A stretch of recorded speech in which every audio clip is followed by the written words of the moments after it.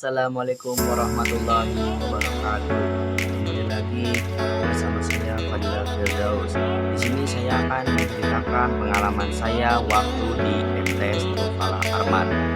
Waktu saya kelas 7, saya pernah ikut study tour ke Museum Sri Baduga. Di sini saya akan menceritakan sejarah Museum Sri Baduga. Museum Sri Baduga didirikan pada tahun 1947. Kemudian museum diresmikan pada tahun 1980 dengan nama Museum Negeri Provinsi Jawa Barat oleh Menteri Pendidikan dan Kebudayaan Dr. Daud Yusuf.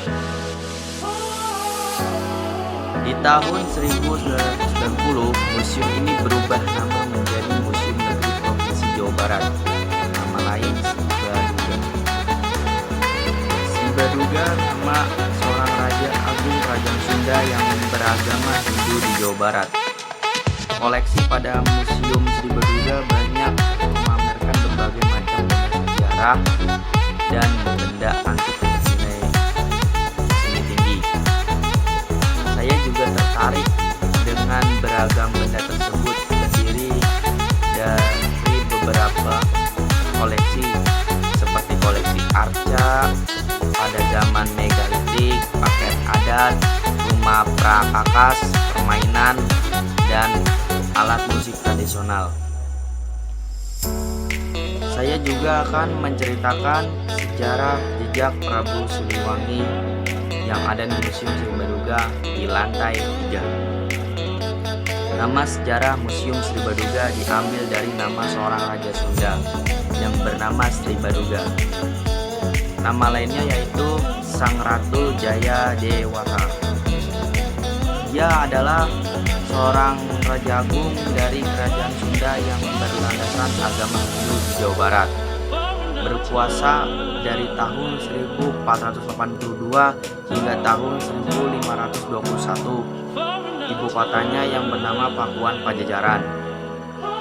Dia membawa keagungan dan kemakmuran ke kerajaannya karena kehebatan sang raja. Itulah nama Sri Baduga diabadikan menjadi nama museum.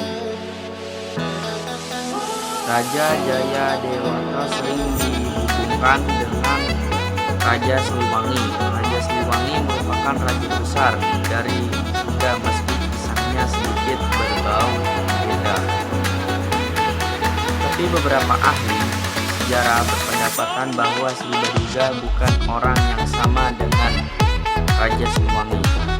Catatan sejarah Sri Baduga ditulis di prasasti batu tulis yang ditemukan di Kota Bogor. Nama lainnya yaitu Sri Baduga Maharaja, Ratu Haji di Pakuan Pajajaran, Sri Sang Ratu Dewata.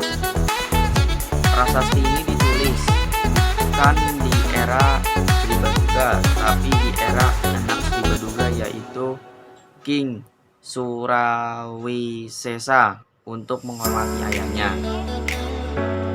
Menurut prasasti batu tulis, dia adalah putra dari Rahyang Niskala dan cucu dari Rahyang Niskala Wastu Kencana. Sri Baduga menjadi Raja Sunda dan Galuh. Dia lalu memindahkan ibu kota dari Kawali Galuh ke Pakuan Pajajaran. Salah satu legenda panutan menceritakan pindahan prosesi kerajaan Ratu Ambedkasi yang memindahkan ibu kota ke Pakuan Pajajaran di mana suaminya hidup. Prasasti batu tulis menyebutkan bahwa raja membangun banyak proyek seperti membangun tembok dan menggali parit defensif di ibu kota Pakuan, sekarang namanya Kota Bogor, membuat gundukan tanah pramak untuk kepentingan religius yang disebut gunungan, membuat pavilion atau balai, mengubah hutan Saminda menjadi hutan konservasi, membangun bendungan dan membuat lewat danau yang disebut Sangyang Telaga Sana Mahawijaya. Danau ini kemungkinan berfungsi untuk proyek hidrolik untuk mendukung pertanian di kerajaan untuk reaksi dan mempercantik ibu kota.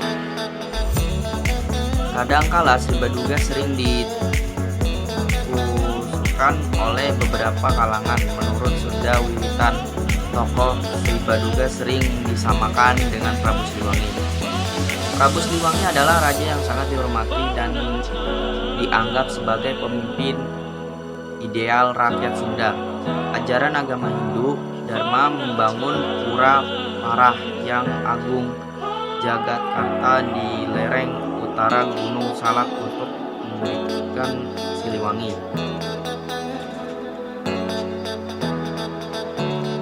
Kaum Konghucu memuja Prabu Siliwangi dengan membangun vihara khusus di simpenan kota Sukabumi. Sekian video dari saya.